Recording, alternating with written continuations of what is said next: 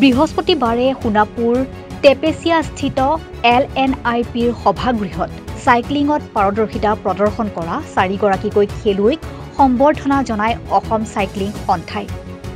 অসম চৰকাৰৰ ক্ৰীড়া সঞ্চালক প্ৰবীণ টিমুং, সাইৰ সহকাৰী সঞ্চালক সম্ভৱ যাদৱ, সাইৰ মুখ্য প্ৰশিক্ষক নৰেন্দ্ৰ সিং, সহকাৰী প্ৰশিক্ষক মায়ংক পটেল, অসম সাইক্লিং সন্থাৰ সাধাৰণ সম্পাদক ডক্টৰ তপন দাসকে মুখ্য কৰি কেইবাজনো ক্ৰীড়াৰ সৈতে জড়িত ব্যক্তিৰ উপস্থিতিত অলপতে তামিলনাডুত অনুষ্ঠিত হৈ যোৱা ৰাষ্ট্ৰীয় সাইক্লিং প্ৰতিযোগিতাত পদক অৰ্জন কৰা খেলুৱৈ বেবী চাবুক ধৰা, টিংকুল গগৈ, বিস্মিতা শৰ্মা, ৰূপজ্যোতি কটকীক সম্বৰ্ধনা জনোৱা হয়।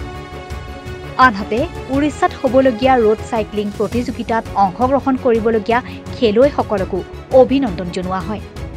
Senior 53 junior আৰু 39 sub junior 15 to 19 নৱেম্বৰত তামিলনাডু চেন্নাইত জি ট্ৰেক সাইক্লিং চেম্পিয়নশ্বিপ অনুষ্ঠিত হৈছিল। তাতে আমাৰ অসমৰ 4গৰাকী খেলুৱৈ ৰাষ্ট্ৰীয় পৰ্যায়ত জিলিকি উঠিবলৈ সক্ষম হৈছে। তাৰ মাজত দেৱী চাবুক ধৰাই 2টা সিলভাৰ মেডেল, এটা ব্ৰঞ্জ মেডেল পাইছে। টুইংকল গগৈ আৰু বিস্মিতা শৰ্মা আৰু দেৱী চাবুক ধৰাই টিম স্প্ৰিণ্টত তেওঁলোকে ব্ৰঞ্জ মেডেল পাইছে আৰু ৰূপজ্যোতি কটকীয়ে সিলভাৰ মেডেল পাইছে।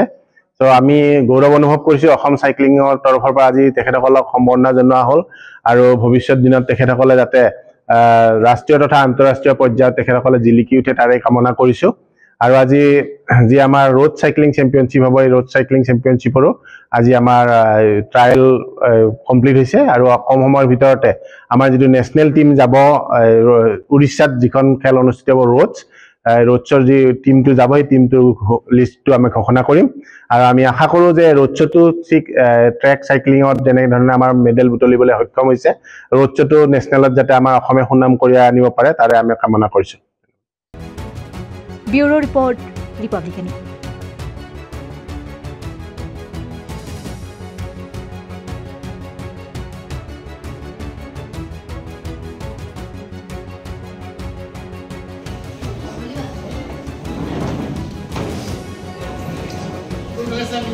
Let's